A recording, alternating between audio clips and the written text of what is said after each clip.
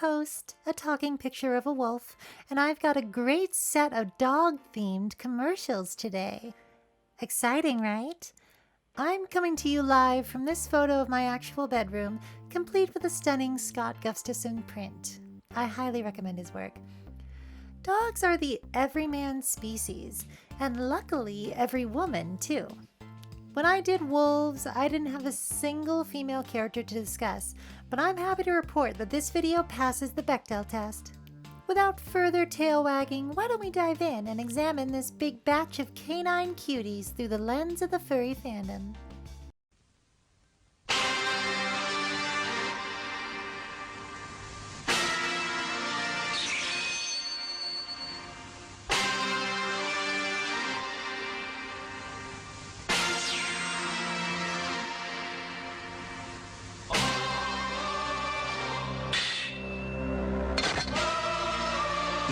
Aristocrat, bulldog, Honda City, Turbo 2. Let's see, what kind of comments does this commercial have on YouTube? People calling it nightmare fuel. Great. I don't know what it is about people these days, but watching a stop-motion model designed by Akira creator Katsuhiro Otomo is definitely not nightmare fuel. Nightmare fuel is whatever the hell is happening in YouTube's suggested videos and in the theaters, where you have no choice except Disney has again netted them hundreds of millions of dollars on a ham-fisted colonialist advertisement because they control more than a third of the movie market and dominate distribution. It's no wonder that their movies make a ton of money because they're the only options in theaters. Now, I don't know what kind of car the Honda City Turbo 2 was, but I do know this bulldog has been custom designed for a high coolness factor. I wonder where models like this end up. I couldn't find anything about the modeler, Junko Osaka, but hopefully she has it somewhere. I can see this big beefy Terminator bulldog appealing to the bar furry contingent. Apparently sketches of this and other commercial character designs exist in Otomo's 1989 retrospective Kaba, but it'll run you about $150, and I don't have a Throne account. For reference, he also designed the rabbit vamp and armadillos in this Suntory Old and Perrier commercial. But let's get back to dogs, shall we? Out in the Caribbean, they were losing lots of ships. Black Dog, the chocolate pirate, was playing dirty tricks.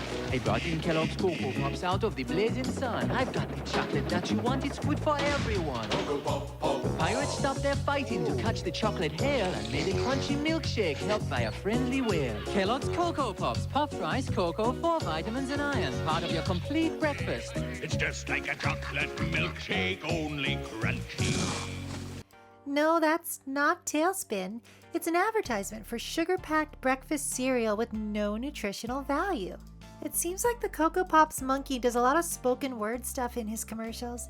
Personally, I find this whole pirate narrative to be a lot more palatable than the tune he screams in the UK adverts.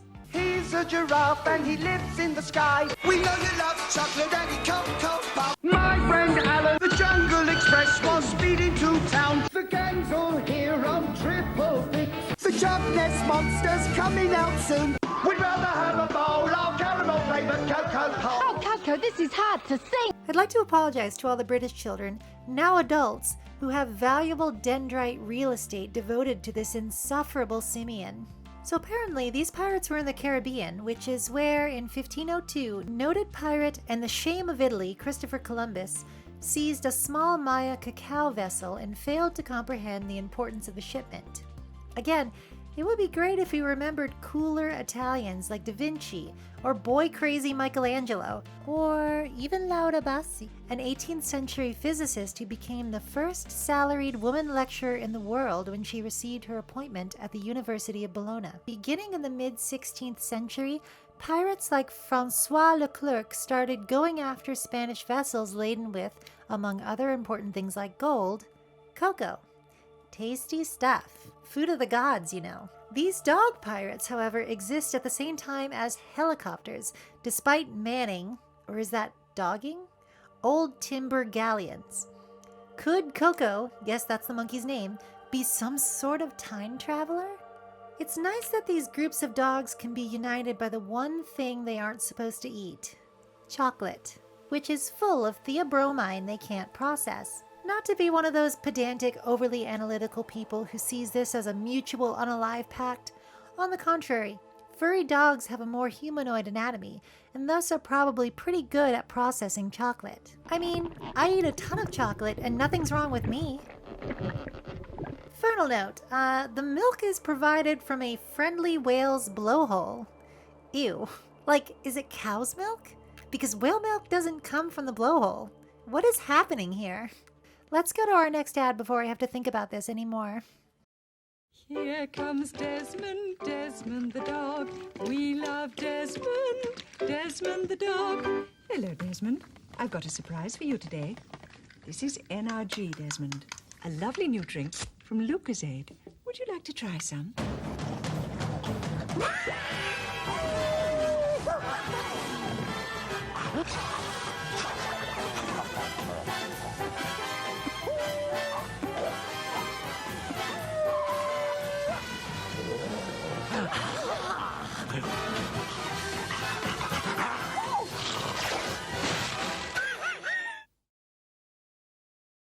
Wow, what an ad.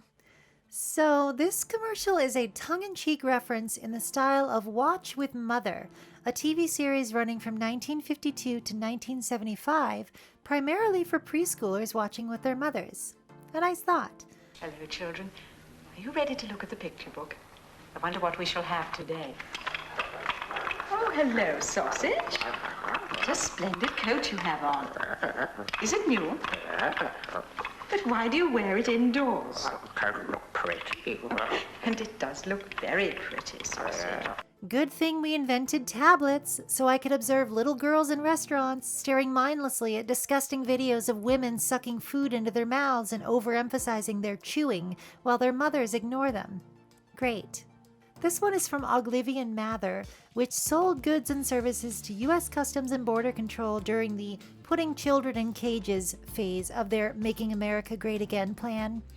But the media is a complete mouthpiece for the liars and debasers of the world, so you aren't hearing about it anymore. Not to be glib, but maybe this funny dog commercial will help you feel better. I'm immediately reminded of The Mask when I see this dog. He's got a certain Jim Carreyan insanity to him, and I don't think it's a great advertisement for Lucozade. Isn't this exactly the kind of stuff the scare film Reefer Madness was saying would happen to you if you took pot? But now it's good if it happens because you drank a bottle of useless glucose syrup a shiny advertisement told you would give you the energy you so desperately need in this world of enervation? I'd just like to remind you that science has never backed up claims by Lucozade or Monster or whoever else that any of this swill actually has an effect on anything other than your blood sugar level. All that being said, I love a good ass depicted as two big shiny glazed hams gag. It seems so quaint now. Oh dia, o filho do patrão tá com idatidose e o rebanho da estância tá com alta condenação. Puxa vida, se meu dono tivesse usado o Drone City, eu estaria livre. Drone City acaba com as tênias e impede a idatidose.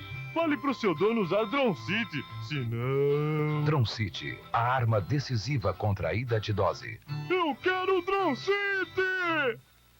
So, this dog's been through it.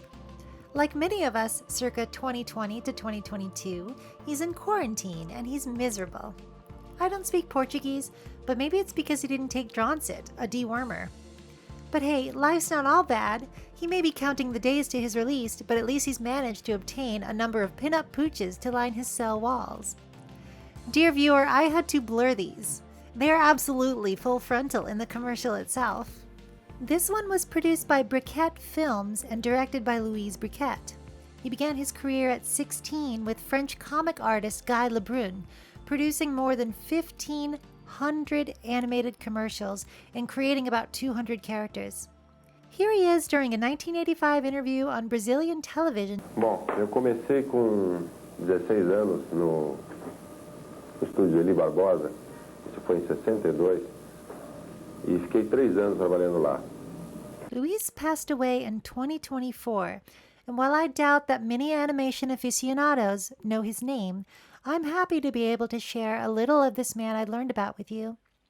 Animators working in advertising are absolutely of the caliber that could produce full-length animated films, if not for the twin caprices of money and networking. And I wish such films weren't the only way we measured success and value of an animator. I'm also kind of tearing up thinking about spending your life working on commercials, something naturally ephemeral, but that are saved from obscurity by archivists. I really think the archival community needs to take this all a step further. Sure, reacting to cringe commercials gets you views, subscriptions, whatever, but isn't it much more interesting to know who is responsible for the animation we gather to admire?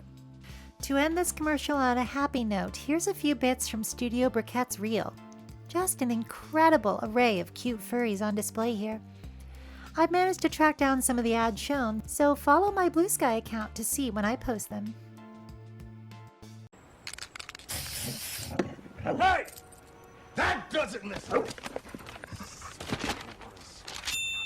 If I may, the Canine Academy is conveniently located. We train show dogs that... No! Dealing with destructive behavior is our forte. Sit down, you little puppy! The NYNEX Yellow Pages. It's surprising what the ads can tell you. I'm not only the Academy president, I'm also a client. All right, this one was done by Colossal Pictures, and one look at their 1993 reel shows you they were doing work for all the heavy hitters. Bumpers for MTV, commercials for Nike, Hershey's, Pepsi, Coke. Wow, both soulless cola monstrosities, and unbelievably the opening title sequence for Bram Stoker's Dracula. Oh, and this adorable little Yellow Pages doggy ad. Originally founded in 1976, Colossal Pictures had quite a resume, but ran into trouble in the 90s and started to fold. In 1997, their model shop, headed by Mythbuster and Walrus American Jamie Heineman, became M5 Industries, later responsible for Mythbusters. After the company folded, Wild Brain bought their employees. That's enough of the background. I'm guessing NYNEX stands for New York, New England? X? This ad apparently aired in Boston, and I love that this owner is only calling for help once his dog has gotten to the spray painting speciesist slogans phase of his disobedience. I like the detail that the prim, proper dog was a former client. Like all the rest of the commercials on this list, he is super well animated, even though he's just a few lines. That's the beauty of commercial animation. 30 seconds of quality, baby. As for how effective his methods are, well, when he shouts, even this canid cutie sits up in her chair. Sit down, you little puppy! Next up, strap in because there's a great story connected to the furry fandom behind this dog and cat couple. Hello, can we talk to you? You pet owners? You may think just feeding your pet is enough. Well, that's only the beginning. We need love. Protection. And a good vet. Play with us. Cuddle us. Explore the neighborhood. But keep him on a leash. Oh boy, oh boy, oh boy. And don't forget, take us to the vet once a year. Take care of us. Remember, pets are friends for life. It's an adorable commercial and very true. As a dog owner, it made me go pet my dog after seeing it. Animals are not objects we own. They enter a contract with us where hopefully they spend their entire lives, and you should probably need to take a class to own one. There's heaps of charm in the interactions between the dog, Fremont, and the cat, Priscilla. They give me Rita and Runt vibes, and they are definitely dating. Same owner, perhaps? I couldn't find anything about the producers of this fine PSA, but it simultaneously feels like Warner Brothers and Don Bluth, so it's tough to say who actually made it without asking someone in the know. I was able to find some phone cards with the pair on them, but it was a reply from Gorehund when I originally posted this ad back when Twitter was Twitter that led me down yet another rabbit hole. Apparently there were fursuits of Fremont and Priscilla, and while I don't know who made them, I do know early furry John Collie, aka Top Fox or Party Pony, wore the Priscilla suit to a trade show. This guy is incredible and his website is still up, so find a link in the description below or just go to cataroo.com. John Collie wrote books on animation, worked as an animation producer on any number of shows from various studios, including sneaking a caricature of himself into Garfield and Friends. He wrote comics, and wait for it, he was literally Robin Hood at Disneyland. I don't think you can get much more furry than that. Oh wait, actually you can. John married his love, Rachel Chucker, aka Cataroo, in a ceremony on October 31st, 1996, and they did the ceremony in their fursuits. So cute. This might actually be the first fursuit wedding. Cataroo, by the way, was guest of honor at Conference Zero and a prolific artist in her own right. You can still find a few pieces of her work on FA, like this lion, Kesar. John has multiple blogs linked from his Cataroo website with stories about working in animation studios and meeting some of the greats, including Osamu Tezuka. Here's a little excerpt from his blog Frames of Time talking about when he met Tezuka. A friend of mine was a big fan of Tezuka and wanted to correspond with him. I finally got to meet the master at the San Diego Comic-Con. The Japanese Cultural Department had sent a bunch of Japanese cartoonists and illustrators to the con as a cultural exchange event. I bumped into him in the dealer's room. As always, he wore the little beret that seemed as much of him as his glasses. We chatted briefly. Since I was introduced as someone who worked on the Walt Disney Studio archives, he was particularly interested and we discussed Disney history and the influence it had on his work. He was carrying a sack of some of his manga and asked if I wanted anything from him. I told him I did not collect manga and to save them for his fans who would enjoy it more. He smiled and asked if I liked anything. I said I collected foxes. In an instant, he pulled out paper and did the vixen you see above. It's sad we don't have a better picture of this vixen because she is smoking hot, just like all of Tezuka's furries. What a guy, am I right? To add to all this, his website links to an October 1997 article in Marie Claire UK about furries entitled Creature Comforts. I'll include the link below so you can read the whole thing and see the pictures. But I thought this quote from John was particularly insightful because, well, that's sort of how I feel in suit. It's difficult, it's hot, it's an ordeal, but the door it opens in people's hearts is not something that you can quantify, especially when it's happening in your own heart. When I'm in suit, I feel like the theme park walk-around princess I was born to be without all that pesky auditioning. John Collie's influence doesn't end there. He had a hand in the love scene in The Fox and the Hound during his time working in the Disney archives because he bumped into Glenn Keane and gave him a ton of Fox books because Keane didn't have any for reference. He suggested animating something based on actual fox courting behaviors and voila! Absolutely incredible stuff. I urge you to check out this website because there are a ton of great stories. Look in the description for a link.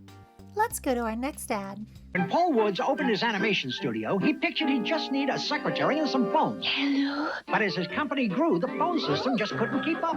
My line popped out. It's for you, dog. Somebody get that.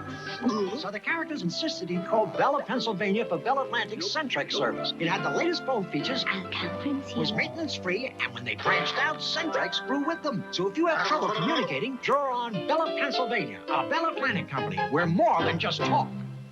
I don't think it will surprise you to hear that this ad was aired a year after Who Framed Roger Rabbit debuted in theaters.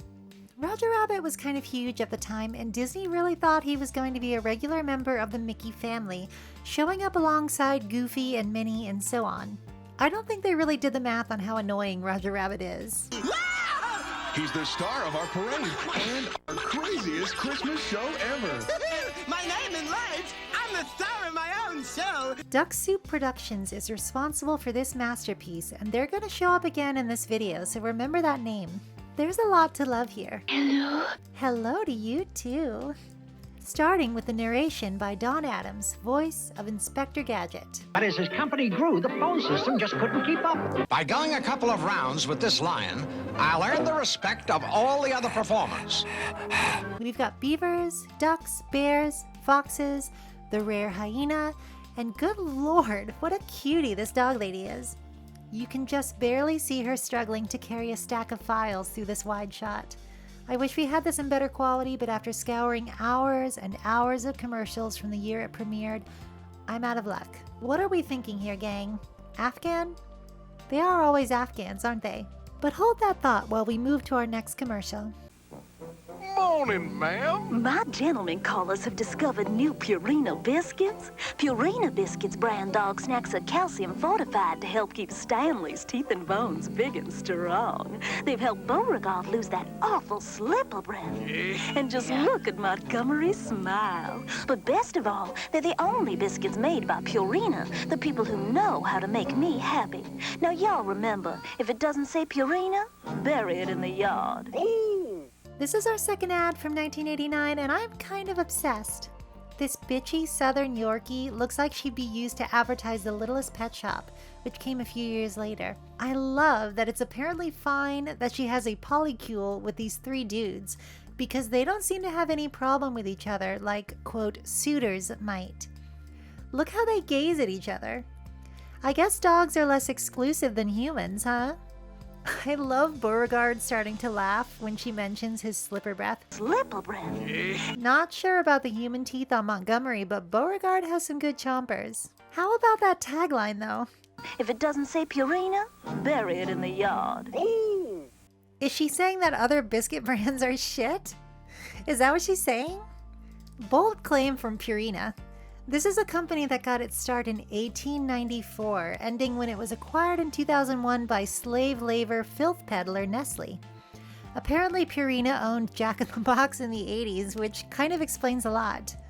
But doesn't change the fact that fast food of all stripes is no longer affordable or edible. Just a few years before this commercial aired in 1989, the Louisville Sewer Explosions occurred after the company illegally discharged hexane vapors from soybean processing plants.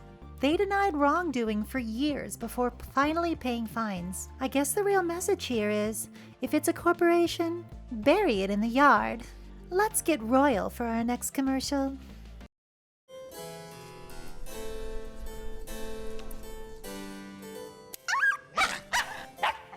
Découvrez Orangina l'aristo, saveur cassis. This is one of the few ads that I'm sure many of my viewers have seen. These Orangina ads circulated around the internet quite a bit after they started appearing in 2007. As a royalist, my only regret is that this ad is so much shorter than many of the other Orangina ads, some of which lasted over a minute. Aristo was a combination of orange, lemon, grapefruit, and mandarin with a hint of blackcurrant. Is that the Aristo part? They even put a little powdered wig on the logo. Obviously, this is my favorite of the bunch because, come on, look at her. She's me. I even have a poodle character from the same late 18th century period. Sophie hails from 1784 at the height of balloonomania, and though I got her before seeing this commercial for the first time, I remember squealing, "It's Sophie!" when I first saw it. She is utterly gorgeous, beautifully modeled and animated, and drinks her Orangina out of a martini glass. In some of these shots where she gets all princess barky, it almost looks like they may have used a costume, but that could just be me seeing things. She has every right to bark. By the way, the servants aren't supposed to hurt her. Poor thing. I said you've probably seen the ad, but did you know Orangina also released a series of print ads to coincide with these videos? There are a lot of incredible ones like this burly bear and this pretty pony, but feast your eyes on the corresponding ad for Aristo. A great, fully lit shot in a new outfit. I think the white and pink suits her even better, but that's not all. If you look on the fireplace mantle, you can see a beautiful cast statue of her in a typically voluptuous Baroque shape. C'est magnifique. This is what's wonderful about being furry. Sure, the fandom produces content for itself, we do art for each other, we make art for ourselves, but the morsels we get from the rest of the world energize and inspire us. That's all I've got to say about this one, so au suivant. A movie star? Toucan, the autograph hounds won't let me have breakfast. Don't fear, fruit flavor is near. Froot Loops, darling. To fool your fans, be wise. Try my disguise. Another nose job. Follow my nose. Divine. It always knows. Our Kellogg's Froot Loop cereal, starring natural orange, lemon, and cherry flavors. Part of this complete breakfast. Oh, Froot Loops, dramatic taste. Another take? Wow, this makes 3 from 1989. a very good year. This is my last commercial and it's very important to me. I have had a crush on her for years. I think I first saw her around 2012, and indeed, I have some, let's say, commissioned art between then and now that I can't show you even with blurring. I'd have to blur the whole darn canvas. Anyway, this beautiful, clean version is a result of scanning through dozens of hours of unlabeled uploads of 1989 commercials. I ended up finding her on someone's tape of a Nick Jr. broadcast uploaded to friendoftheshowarchive.org. From there, I posted it to Blue Sky, Dragon Scene did some incredible fan art of her, and lives were changed. So level with me, she's definitely a collie, right? I could see Afghan, but her markings look rough collie to me. She is such a cute character. An 80s starlet complete with beauty mark, big hat, and 5-inch heels. Just look at those legs. Was this so parents would have something to look at during kids' television broadcasts? I could have loved that she drags Toucan Sam in by his arm. Does she know he can help her find cereal, or is she intending to eat him for breakfast? The disguise is a cute idea, too. The line, "another nose job," still kills me. Another nose job! Nice bit of commentary from Froot Loops on unrealistic standards of female beauty in Hollywood. Everything about this dog, who I call Diva, from her pastel color scheme to her poofy tail and mane, even her cute clumsiness is so appealing. Does it surprise you that this is the other commercial in this list animated by Duck Soup Productions? Let's compare her to the Bell Atlantic secretary, shall we? Okay, cool. So they're dating, right? Both debuted in the same year. Both are career women, so maybe they like to de-stress by taking in the night on a quiet balcony before sharing a bubble bath and a bit of champagne.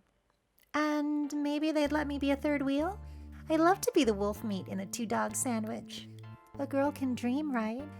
Anyway, that's all I have for today. Let me know your favorite of the commercials I shared in the comments below. Did you see anything you've never seen before? Once again, I would like to thank my wonderful Laserdisc Patreon supporters. For only $5, you too can hear me throw your name like a bone across the yard, and then I'll chase it too. So thank you, King Butt Stallion, Starlight Prancer, Nobody 26, Iris J, Aldraki, Pathia Red Tonner, Dr. J, PhD in Moon Bunnies, Phyllis Rin, Warbird, Cara Deserti, Kaosu, Jimbo Husky, Tosca, Clotzilla, Neon Taper Guts, Kadath, Chrono Flash, Dominic Foxley, Victor the Mewtwo, Kyobaro Khan, JF, Delano Possum, Alex McFall, Joe the English Otter, Silly Scotty Dog, Kooky Trails, Plexo, Stubadub, Crown, Norman Whitetail, Goddle Drury, Princess Isabella, Vera Lycaon, and Miorja. Thanks so much for watching, and hopefully I'll have something exciting for you next time. Ta-ta!